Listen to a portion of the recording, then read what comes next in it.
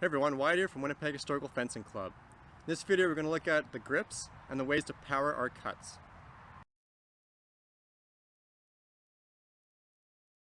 So to look at grips, I'm going to use a saber so we can actually see what my hand is doing. So you're going to want to have a nice firm grip, but still relaxed. And you want to hold it closer to the pommel. This gives you room to transition grips. So this first grip here is called a hammer grip. My thumb's over top of my fingers, kind of locking my whole hand onto the sword. This is more of a defensive grip in the sense that we use it more for parries. It's not really used on the attack or on a thrust. And from there we're going to switch to what's called a handshake grip. So I kind of let the sword drop. The weight of it's kind of going to rest in that meaty part of your thumb there. That's where the sword's kind of stopping. My thumb's more along the flat or back edge of the sword, and my index finger and middle finger kind of went a little further along the grip there. My hammer grip's like that, my handshake grip's like that. So I need that to be closer to the pommel to give me room to switch grips like that. So a little exercise there I want to do to practice this, and this is a kind of staple for the cutting as well, is just switching between hammer grip and handshake grip like that very quickly. Another thing to look at here too is just when we're thrusting, I want to be thrusting that handshake grip. Because as you see, it kind of makes my arm nice and straight with the sword. If I do that from a hammer grip and I try to thrust, there's this bend here in my wrist, and that could cause damage to your wrist over time. It's not a good thing to do. So you want to be in that handshake grip to have that nice solid structure through your arm for when you're thrusting. So I want to look at manipulating the fingers to rotate the sword. So to rotate the sword around like this, it's mostly the fingers doing all the work. And we're going to look at this by kind of over-exaggerating the motion. So it's basically that handshake grip to hammer grip kind of thing. But if I kind of really loosen these bottom fingers and then squeeze them, you can see that quite a large motion there of the fingers. So that's kind of the first part, kind of an over-exaggeration to begin with. But I squeeze it, I'll let the sword fall, bring it back around, and then I squeeze the fingers again. I let it fall, squeeze the fingers. And then I kind of tighten that up by just making that the handshake and the hammer grip. I go handshake grip, let it fall into a hammer grip, bring it around, handshake grip, let it fall to a hammer grip, handshake grip, hammer grip, handshake grip.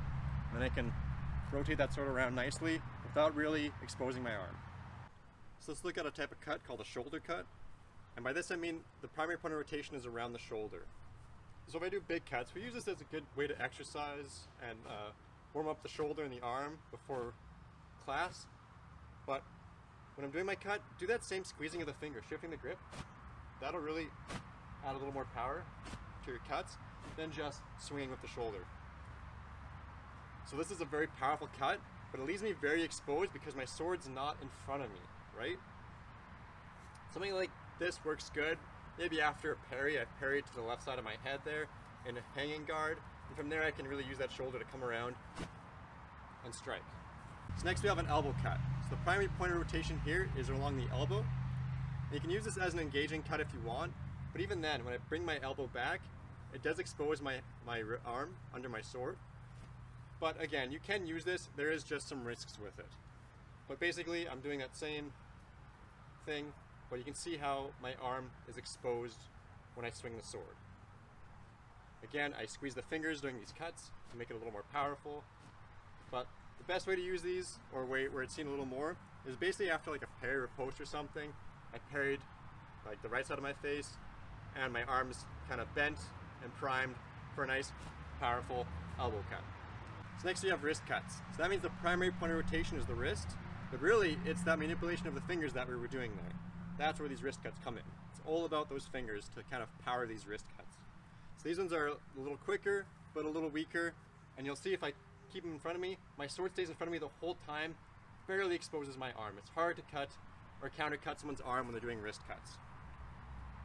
So the way to do these as well when you're fencing is I'll probably just have to bring my sword back a little bit.